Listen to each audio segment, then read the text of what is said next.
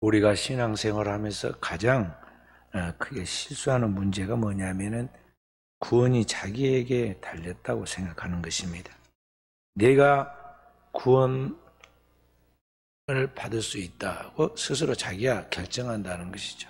다시 말해서 내가 지금 교회에 나오고 싶어서 나오고 믿어야겠다고 결정해서 교회에 나와서 지금 오늘 내가 하나님 믿는다고 생각하는 그것이 큰 오류다는 것이죠. 다시 말해서 오늘 우리 자신의 구원의 주도권이 바로 나에게 있다고 그렇게 생각하고 있다는 것이죠.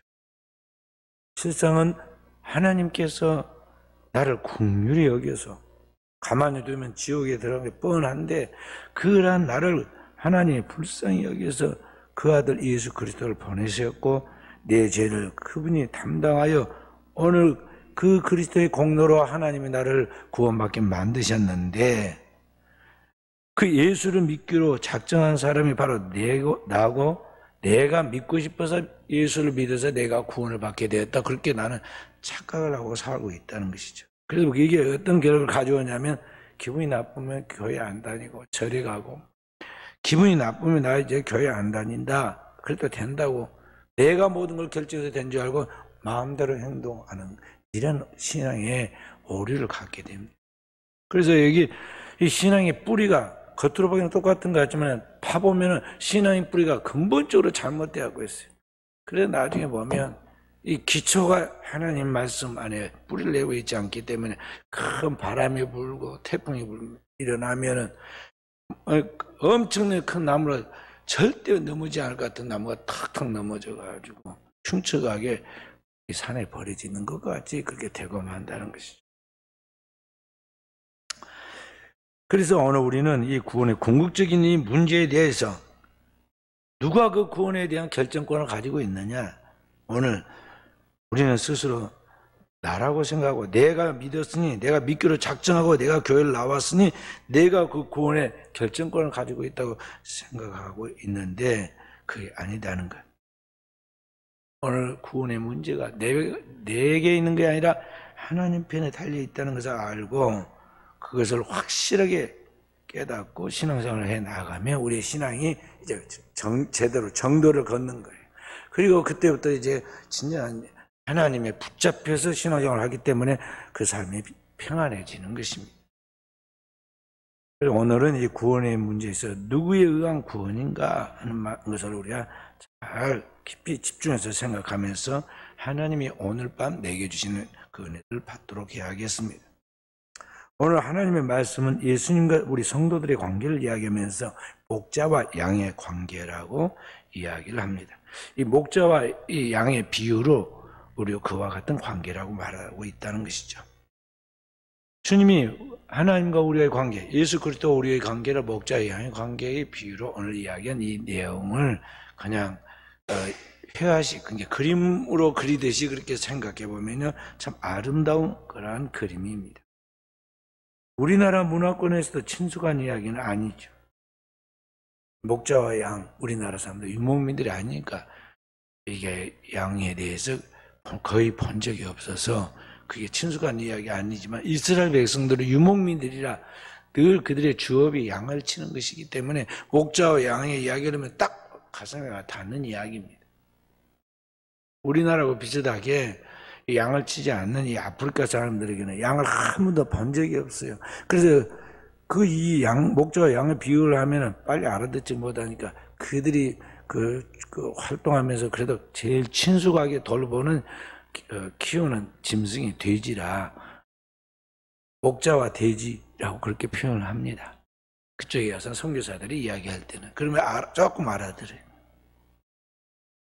오늘 본문의 내용은 이제 그림같이 한번 생각해 보면요, 넓은 초원이 펼쳐져 있고 그 초원의 한가운데 목장이 형성되어 있습니다. 아침에 햇살이 찬란하게 비춰주는 그 목장의 풍경 속에 양들은 지금 해가 떠오르니까 빨리 풀밭에 나가서 배가 고프니까 뭔가 뜯어 먹으려고 목자를 기다리고 있습니다. 목자는 아침 일찍부터 그 양들을 돌보기 위해서 지금 목장으로 가고 있습니다. 그리고 이제 이거 목자가 자기의 양들을 이제 살펴보고 문을 열고 이제 양들의 이름을 부르면서 앞에서 하나하나 이끕니다. 그런 목자와 양의 비유의 이야기를 오늘 주님께서는 이 각도를 조금씩 다르게 해가지고 세 가지 그런 말씀으로 구원의 주도권이 우리에게 있는지 아니면 예수 그리스도, 목자이신 예수 그리스도에게 있는지를 지금 여기에 목자와 양의 비유를 통해서 우리에게 가르쳐주고 있어요. 먼저 1절부터 여기 6절까지의 말씀을 통해서는 이 양을 부르는 목자 이야기, 그 우리에 있는 양을 부르는 목자 이야기를 통해서 자기 백성을 알고 그 백성을 인도하는 목자 되신 그리스도를 우리에게 보여줍니다. 이제 목자가 양의 그 우리의 문을 열고 자기 양을 하나하나 이름을 부르면은 마치 우리가 이제 짐승, 자기 기르는 짐승을 부르잖아요.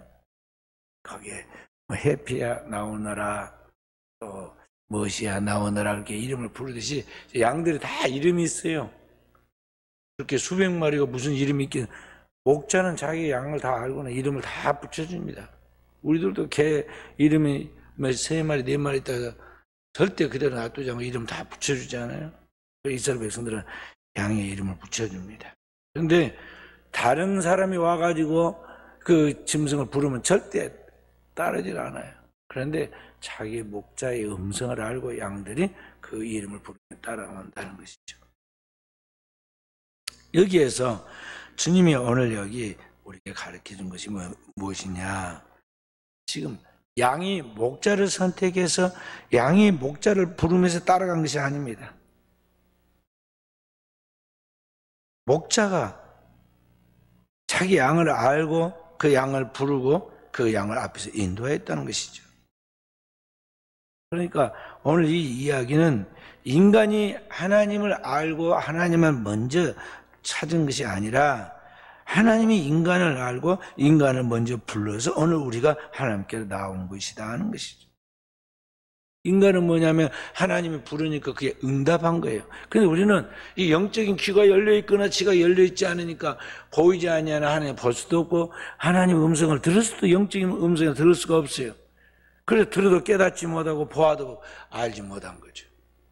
그래서 주님이 불러서 지금 교회 온 것이지 자기가 온 것인 줄 알고 자기가 선택해서 온 줄 알아요. 그래서 자기 마음대로 갈 수 있다고 생각하고 발걸음을 함부로 옮기는 사람도 있기도 합니다.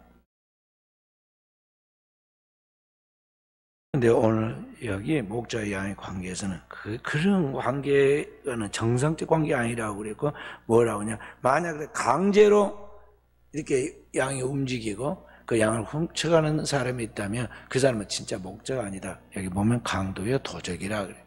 계속 주님이 좀 좋지 않은 단어인 강도와 도적을 이야기합니다. 양을 훔치는 그런 도적과 강도가 있다는 것이죠. 이런 이야기를 통해 주님께서 말씀하신 건 뭐냐면 인간의 구원에 대한 주도권이 누구에게 있느냐 하는 것이죠. 그 주도권이 누구에게 있어요? 양이 아니라 목자에게 있듯이 오늘 그 목자 되신 그리스도에게 곧 하나님께 있다는 것, 우리의 구원의 주도권이 하나님께 있다는 것을 여기 말씀하고 있다는 것이죠. 그렇기 때문에 오늘 우리는 나를 인도하는 그분이 단순한 그런 분이 아니라 오늘 나를 창조하신 분이요, 오늘 우주 삼라 만상을 창조하여 우리에게 주신 그 바로 그분인데 너무나 큰 분이시죠.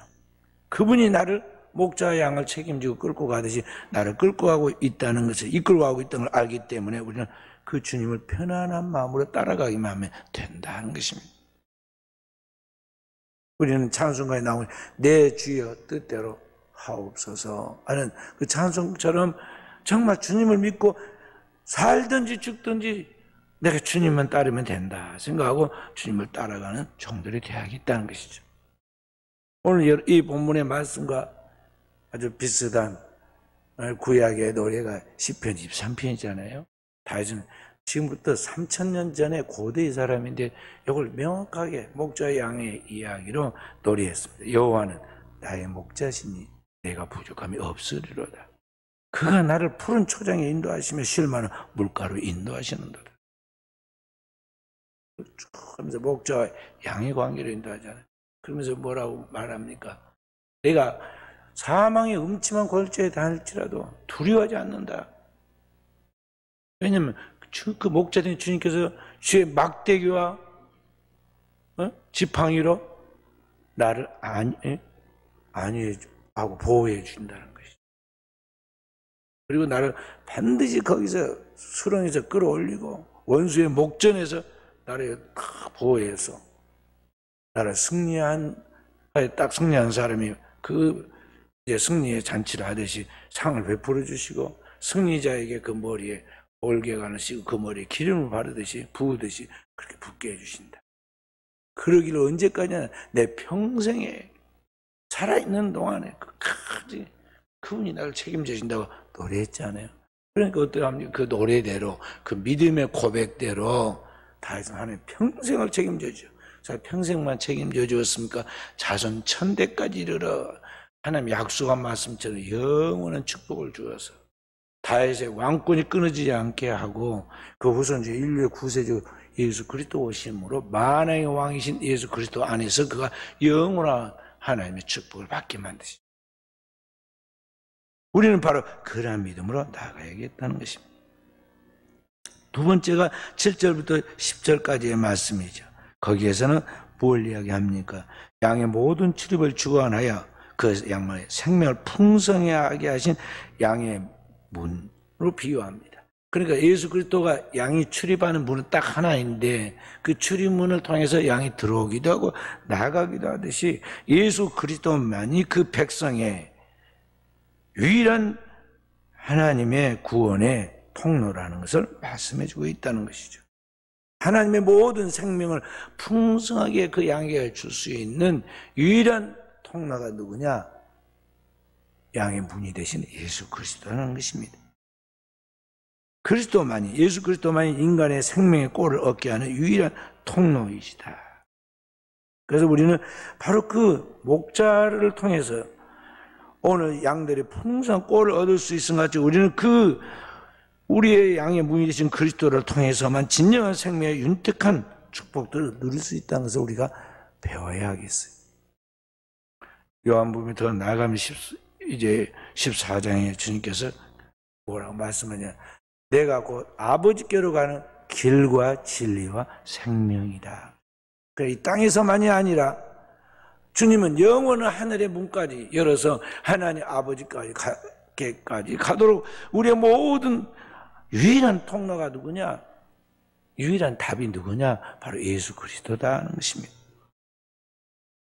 세 번째 비유가 오늘 11절부터 18절까지 나와 있는 그러한 선한 목자 비유인데요.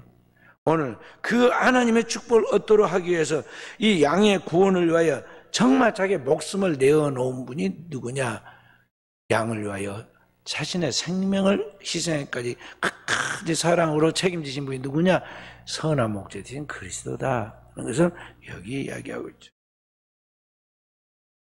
사람이 진정으로 사랑하게 되면요, 그 사랑하는 것을 위하여 목숨을 내놓습니다. 국가를 사랑하니까 국가를 위하여서 그 젊음에 하나밖에 없는 생명들을 초기와같이 내버리고 그렇게 해서 이 나라를 구하잖아요. 사랑하는 자녀들을 위해서 부모가 일생을 희생해가지고 그리고 이 자녀들에게 모든 걸 쏟아주잖아요.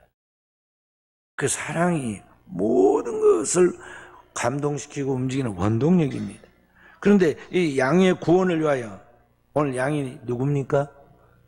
우리가 하나님의 양인데 이 양이 못돼가지고 제 멋대로 놀아나요. 그래서 이사야 53장 6절에 뭐라고 그랬어요? 우리는 다 양 같아서 그릇 행하여 각기 제 길로 갔거늘. 우리는 눈먼 짐승 것 같이 아주 제자란 맛이 살면서 제 하고 싶은 고집대로 다 하다가 제 멋대로 살다가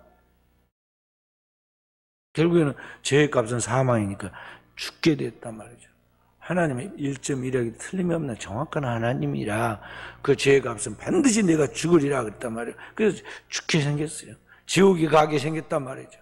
그러니까 이 자기의 양을 살리려고 목자가 양을 위하여 희생을 하는 거죠. 그에게 다윗이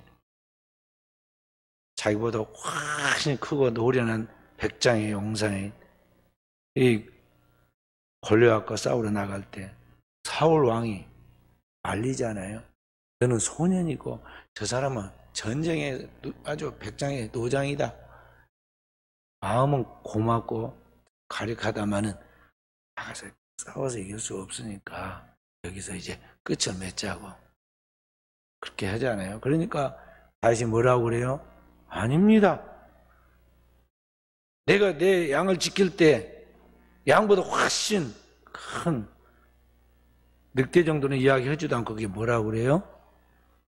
사자와 곰하고도 싸워가지고 내가 다 물리쳤습니다. 이야기하죠. 거짓말을 우리겠어요? 왕 앞에서? 그만큼 자기 양을 돌보려고 책임을 졌던 거죠. 그리고 그냥 던지니까 돌멩이가 가서 골리앗이 이마에 해피면 여기 딱 투구와 두 눈 사이만 빼꼼하게 눈만 보이게 해놓는데 거기에 가서 맞힌다는 거 우연으로 맞히기 쉬운 일이 아니에요.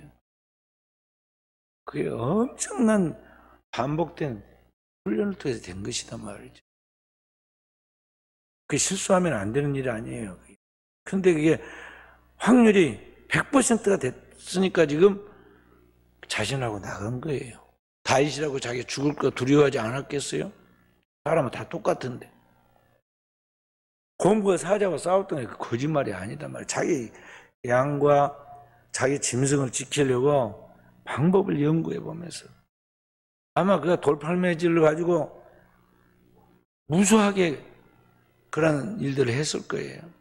늘 그 연습을 했고 아마 사자와 곰과 싸울 때도 역시 돌팔매를 가지고 어디 급소를 맞춰놓고 나서 그 다음에 가서 자기 양을 빼앗아 왔겠죠.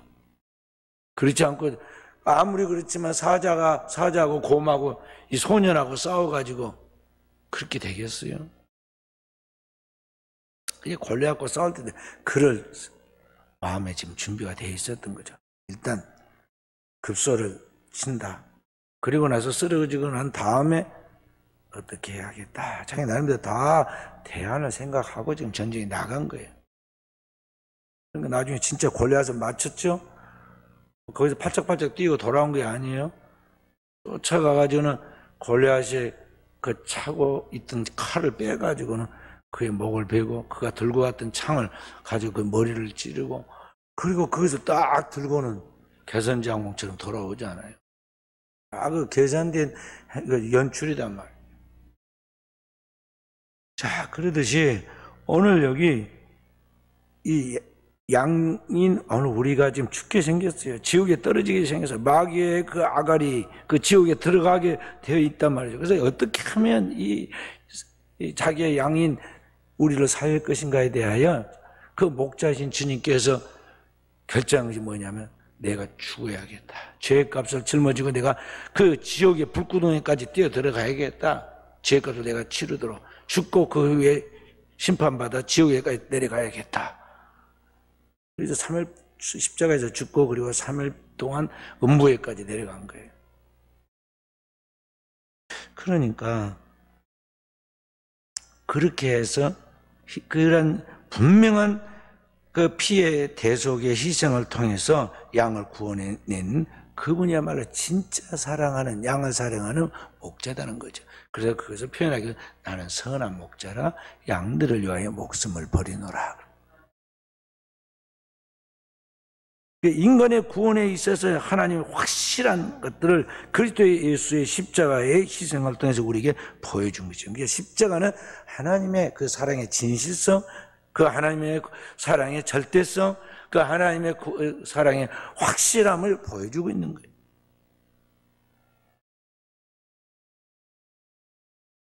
오늘 양을 사랑하기 때문에 목자가 희생한 것 같이 오늘 우리를 사랑해서 주님께서 그의 목숨을 희생하셨다는 것입니다. 그런데 문제는 이렇게 양을 위하여 희생하는 선한 목자인 주님이 있는가 하면은 아무런 희생도 없이 그 영광을 가로채기 위하여 양을 이용하는 자들이 있다는 것이죠. 그게 뭐냐? 도적이죠. 강도라는. 그러니 선한 목자와 강도를 너가 분별 못하겠느냐? 분별해야 한다는 거죠.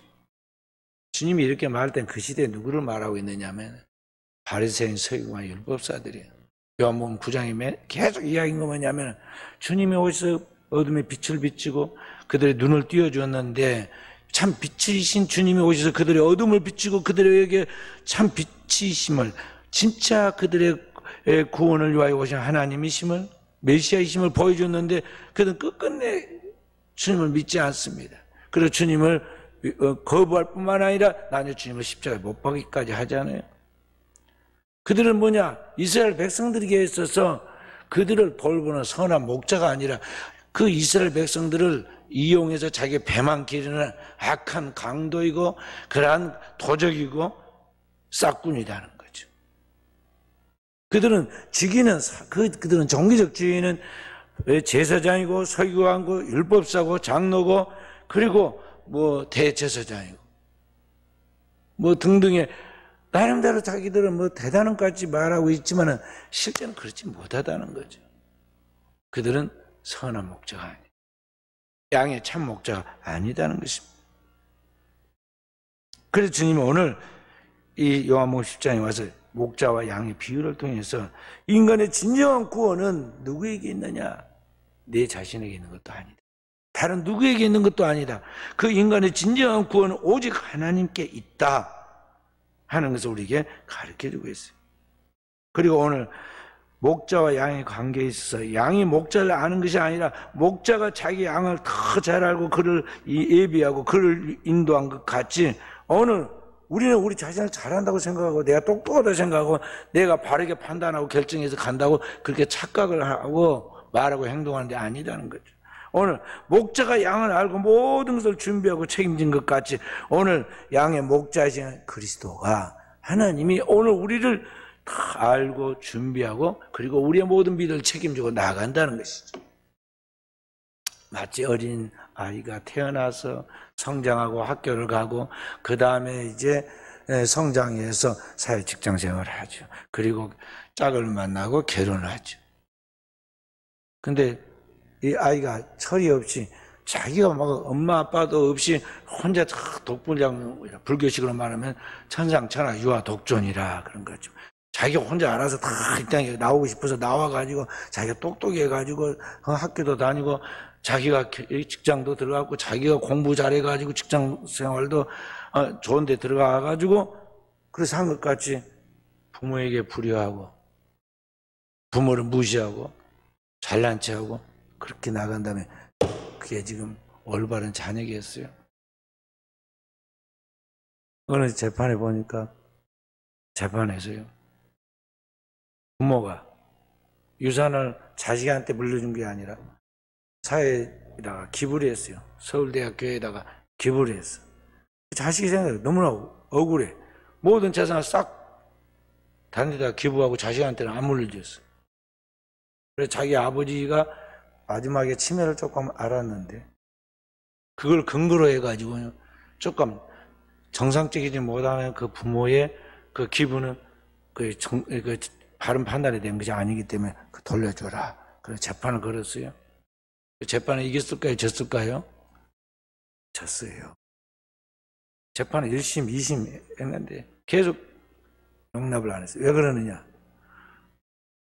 이 자식이 의사였는데 잘 부모가 그래도 가르쳐 의사까지 만들었는데 사실 의사까지 됐으면 잘 먹고 살만할 거 아니에요? 근데 뭔 욕심을 내가지고 그럴 뿐만 아니라 부모에게 너무 불효했어.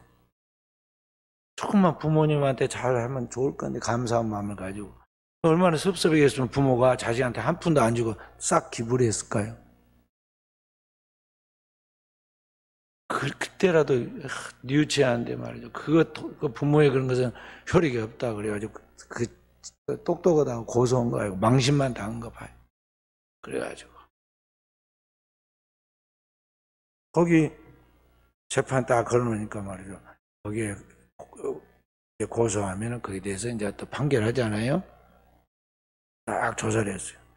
그래서 그 아버지가 나이가 드셔서 치매가 오기도 했지만은 치매가 처음부터 심해진 것이 아니고 치매가 조금씩 생겨 진행 중이어서 치매 진단을 받았지만 자기의 의지 결정권을 거기에 잘못되게 할 만큼 그렇게 심한 치매가 아니었다. 그리고 그 재산을 기부할 때 그 상태는 그 아버지가 명확한 판단을 할 수 있을 때였고, 그런 모든 것들을 증언을 그 기록으로 또 그런 것들을 육성으로 다 남겨놓고 한 것이기 때문에 그것은 타당하다. 빼도 박도 못하겠다. 판결을 내렸어. 그러니까 더 이상 어떻게 못하게 됐죠. 그렇게 해서 되겠느냐 그런 말이에요. 다 누가 키웠어요? 그 자녀 낳아서 그 낳는 10달 동안 이 아이를 뱃속에서 보호하고 위해서 기도하고 낳아서 성인이 될 때까지 그 사랑으로 희생하고 부모가 그 아이가 전부인 것까지 그렇게 정성을 다해 돌보고, 그리고 좋은 학교에 가도록 직장에 다니도록 짝을 만나도록 그렇게 해가지고 그렇게 해서 사람이 된 것인데, 그런 줄 알고 자신의 모든 주도권이 나에게 있지 않고 부모에게 있다는 걸 알고 그 부모를 존중하고 공경하고 사랑하고 나아가면 그것이 올바른 것일 뿐만 아니라 자기의 복이 될 것인데, 이 아이가 그거 싹 무시하고 말이죠. 자기 부모에게 불의하고 무리하고 경솔한 언행을 해서 자기 부모에게 이렇게 나아가게 되면 그게 과연 올바른 인간의 도리냐 하는 것이죠. 똑같은 원리예요. 신앙에 있어서도 마찬가지라는 것이죠. 하나님과 우리와에게는 무한한 질적인 차이가 있고, 하나님은 영원하시고 우리는 유한한 존재. 하나님 창조주이시고 우리는 그의 피조물이에요. 그 하나님이 우리를 먼저 사랑하셨고 우리를 사랑하여서 그 모든 것을 다 희생하셨는데, 그 하나님 앞에서 우리가 조금 신앙생활 해가지고 조금 이제 사람이 되어갔으니까 그때부터는 제 멋대로 생각을 한다는 거죠. 거기에 오늘 우리 인간의 오류가 있다. 실수가 있다는 것이죠. 하나님의 모든 말씀에 우리는 그저 믿음으로 순종하고 그 하나님의 말씀을 순종해서 편안하게 따라만 가면 될 것인데, 그 하나님의 말씀을 듣기 싫어하고 그 하나님의 말씀에 경솔한 은행들을 합니다. 그게 아주 몸에 뱄어요. 성도도 그렇고 목사들도 몸에 뱄어. 그래서 어디 가면 뭐라고 하는지 아세요? 어디에 하여간 먼 순서를 맡아 갔을 때도 그렇고요. 짧으면 은혜가 된다고요. 그러니까 무조건 짧으면 은혜가 된다. 그래서 3분도 길다, 1분에 끝마쳐달라, 30초만 해라 막 그래가지고 나중에 보면 이게 사람 얼굴 내기 위해 순서를 연 거지 아무 의미도 없는 행사를 연출할 때가 많아요. 그러면 뭐라고 억지로 경건회를 하고 억지로 무슨 예배 순서를 뭐라고 만들겠어요. 그러잖아요. 찬양 한 거라도 간절히 쉽게 응답되도록 찬양하고, 기도하는 것도 그렇게 하고, 하나님 말씀 읽고 듣는 것도 그렇게 해서 하나님 앞에서 뭔가 채워져 가지고 충만한 가운데서 나아가도록 하기 위한 것인데, 그렇게 형식적으로 하려면 뭐라고 하냐 이 말이에요. 뭐라고 해요. 그래서 우리가 신앙생활에 나아갈 때 우리는 항상 내가 있기 전에 나보다 높으신 주님, 나보다 크신 주님, 영원한 주님이 계신다는 알고 그분이 내 인생의 모든 것을 주도해 나가는 주도권을 가지고 있는 분이시다는 것. 그분의 뜻이 무엇인가? 그분이 또 인도하시는 것이, 인도하는 길이 무엇인가? 그리고 어떻게 해야 하는가에 대해 늘 주님께 물어야 돼요. 아기가 늘 엄마에게 묻듯이 우리는 늘 주님께 물어야 한단 말이죠. 묻지 않으면 그때부터 실수가 일어나.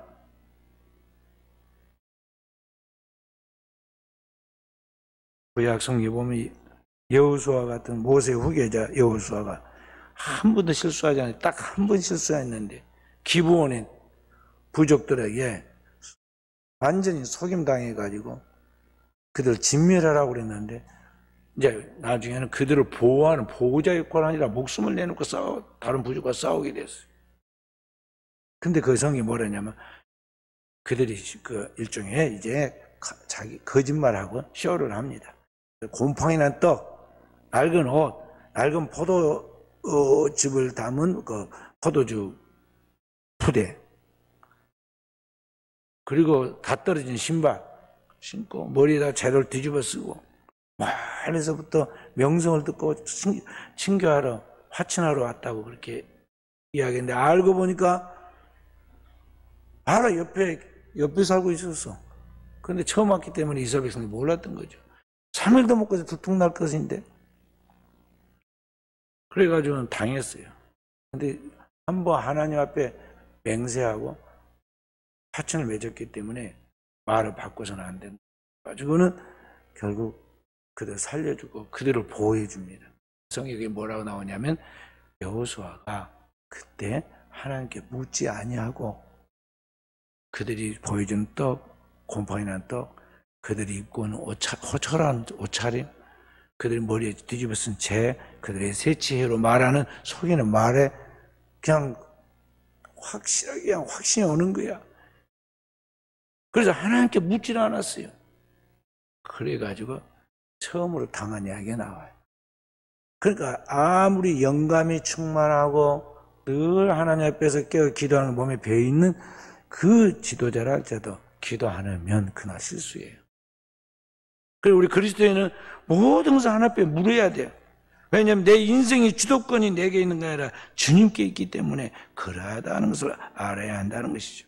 그리고 우리가 싸우는 이 세상은요, 그냥 눈에 보이는 사람과의 그런 싸움이 아니라, 사람과의 경쟁이 아니라 보이지 않는 원수 마귀와의 영적 싸움이야. 그 모든 세계가 공중의 권세자와 마귀가 뒤에서 통치하고 있단 말이죠. 그렇기 때문에 그런 영적인까지 분별해서 그 영을 제압해서 이길 수 있는 것은 하나님밖에 없단 말이죠. 하나님이 모든 걸 아시고 하나님이 모든 것을 우리에게 가르치시고 우리를 인도해 주시는데, 우리는 그 하나님께 묻지 않고 기도하지 않고 내 생각대로 내 경험대로 내가 보면서 쉽게 대답하고 말하고 행동하다 보니까 우리가 항상 인생을 헛되게 수고를 하게 된다. 그렇게 산 사람들이 쉽게 뭔가를 얻으려고 자기의 배를 채우고 욕심을 채우고 이익을 채우려고 덤벼든 사람들이 당대 이스라엘 종교 지도자들이었는데, 주님은 그들을 절도요, 강도요, 싹군이라고 지적한 거예요. 그래서 오늘 주님이 우리에게 주님만이 진정한 그 우리의 양인 우리를 하나님 앞으로 인도하는 참 목자라는 것을 세 가지 비유를 통해서 말씀해 주었다는 걸 우리가 잘 바라보면서, 오늘 우리는 정말 나의 구원, 나의 축복, 나의 인생의 성공이 오직 주님께만 있다는 걸 알고 우리는 그 주님을 인정하고 나가는 종들이 되야겠어요. 베드로는 이러한 경험을, 예수님을 따라다니면서 늘 보았고 자기도 그렇게 실패한 경험이 있기 때문에 나중에 가서 이제 복음을 전할 때 이스라엘 무리들에게 그렇게 말하고 있습니다. 이 사도행전 4장 12절에 그렇게 말, 다른 이로서는 구원을 얻을 수 없나니 천하 인간의 구원 얻을 만한 다른 이름을 우리에게 주신 일이 없습니다. 사도행전 19절부터 4장 19절부터 20절에 계속 말하기를, 그러므로 너희가 회개하고 돌이켜 너희 죄 없이함을 받으라. 이같이 하면 유쾌하게 되는 날이 주 앞으로부터 이럴 것이요 또 주께서 너희를 위하여 예정하신 그리스도 곧 예수를 보내시리라고 말씀하고 있어요. 그러니까 우리는 진짜 은혜 받고 충만한 은혜 속에 살아가면서요, 사도 베드로가 하는 이야기나 나중에 사도 바울이 하는 이야기 똑같은 내용을 보면요 똑같은 맥락이에요. 사도 바울도 갈라디아서 2장 10절에 내가 그리스도와 함께 십자가에 못 박혔나니 그런즉 이제 내가 산 것 아니요 내 안에 그리스도가 사신 것이라. 이제 내가 육적 가운데 사는 것은 나를 위하여 자기 몸을 버리신 그리스도를 믿는 믿음 안에 사는 것이다. 그러니까 우리는 내 인생이 성령 충만하면 살든지 죽든지 나는 죽고 그리스도가 살아야 하고, 나라는 존재가 지금 두 발을 딛고 살아가고 있지만 나를 통해 주님이 드러나고 주님이 영광을 받으시면 그것이 다 된다는 걸 알고, 그런 정신으로 충만해 있을 때, 그런 상태에서 우리가 생각하고 말하고 행동할 때 오류가 없다는 걸 알고, 우리는 늘 나라는 이 자의식을 깨뜨리고 우리는 주님이 나를 통해서 일하시도록 우리 자신을 주 앞에 복종시켜 나가는 깨어있는 종들이 되야겠습니다. 오늘날 많은 사람들이 주님이 아니라 자기 자신을 너무 자존심을 내세우고 자기 자신이 뭔가 사람들 앞에서 심지어는 하나님 앞에서까지 자기가 오류가 없는 내놓을 만한 사람인까지 자기 자신을 내세웁니다. 자기 의를 내세워. 그래서 자기가 올바른 사람처럼 보이려고 그렇게 꾀를 씁니다. 그렇게 하다가 이단에 빠지는 거예요. 이단들은 다 공통된 특징이 뭐냐면요, 이단의 교주들은 다 공통된 특징이 자기가 올바른 줄 알고 자기가 최고인 줄 알고 그렇게 해서 자기가 최고처럼 보이게 만듭니다. 그런데 그 말을 들어보면요 진짜 그럴듯하거든요. 그래서 똑똑한 사람이 자기보다 한 단계 조금 더 앞서가거나 조금 더 나은 것 같은 이야기를 하면요 거기에 쏙 빠져들어가지고 거기에 교주를 섬겨서 거기에 이단이 되는 거예요. 그런데 이 땅에 있는 모든 사람은 다 죄인이고 죄 덩어리고 죄로 말미암아 지옥 갈 사람들이에요. 이 세상에는 온전한 게 하나도 없다는 거죠. 오직 주님만이 진정한 우리의 구원의 주권자이신데 그 주님을 바라보고 주님의 음성을 듣고 주님이 하신 말씀을 통해서 우리가 그걸 붙잡고 나아가야 하는데 그 말씀이 없고 오늘 우리는 하나님의 말씀이 아닌 내 안에서 뭔가를 답을 찾으려고 하거나 다른 사람의 안에서 뭔가를 답을 찾으려고 항상 하다가 우리가 잘못된 길을 쫓아간다는 거죠. 주님이 말씀한 진짜 선한 목자인 주님만 따라가야 하는데 강도와 싹군과 그 도적을 쫓아가고 있다니까요. 교회를 다니는 사람들까지도 엉뚱한 사람들에게 영향을 받아가지고 이리저리 이상한 데로 쫓아다녀요. 사업을 해도 그렇게 하면 안 돼요. 사업도 성경대로 하나님의 경영을 따라가야 돼요. 그래야 그 사람이 진짜 성공을 하고 진짜 축복을 받는 거예요. 어디서 이상한 경영 논리를 듣고 배워가지고 완전히 거기에 세뇌돼서 거기 졸졸졸졸 따라다녀요. 끝이 안 좋아요. 반드시 끝이 안 좋아요. 그래서 종교적으로는 그런 것을 이단이라고 그러고 이 경제적으로는 그런 사람들을 보고 사기꾼이라고 그래요. 요새는 경영해가는 그 사회 속에서도 그런 사업을 갖다가 이렇게 꿰어가지고 전체를 부도내고 훔쳐가는 사업들이 뭐 기업 합병 뭐이니 뭐냐 해가면서 하는 기업 사냥꾼들이 얼마나 많은지 몰라. 근데 그게 거기에 따라다니는 수많은 또 사람들이 있어요. 속지 말아야 돼요. 성도는 항상 주님이 열어놓은 그 구원의 한 길로만 따라가야 돼요. 모든 일을 그래야 한다는 것이죠. 학생들이 공부하는 것, 남녀가 이성이 교제하는 것, 또 우리가 사업을 하는 것, 가정생활을 하는 것, 모든 일을 하나님의 말씀 안에서 풀어가라는 것이죠. 그렇게 나가면 우리의 인생의 주도권을 가진, 우리 인간의 구원에 확실한 주도권을 가지신 분이 주님이신데 그 주님이 우리의 모든 것을 책임지신다. 영원토록 책임지신다는 것이죠. 로마서 10장 36절에 사도 바울은 그렇게 말했습니다. 모든 것이 주에게서 나와서 주로 말미암고 주에게로 돌아가노라. 영광이 세세 무궁토록 그에게 있을지어다. 아멘. 그래서 그것을 알고 그것을 따라가는 게 지혜예요. 그것을 알고 주님을 붙잡고 나가는 그것이 오늘 우리에게 있어서 하나님의 지혜라는 것이죠. 하나님의 이러한 사람들과 함께 하신다는 거. 오늘 또 이 믿음으로 승리하는 우리 사랑하는 성도들이 되어지기를 주의 이름으로 축원드립니다.